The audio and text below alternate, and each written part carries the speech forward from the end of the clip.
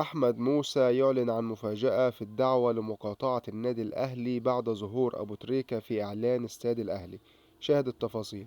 ولكن قبل البدء أتمنى منك الاشتراك في القناة والضغط على زر لايك وتفعيل زر الإشعارات. الإعلامي أحمد موسى يعلن عن مفاجأة في عدم تشجيعه للنادي الأهلي مرة أخرى، وذلك بعد ظهور محمد أبو تريكة، وذلك في إعلان استاد النادي الأهلي.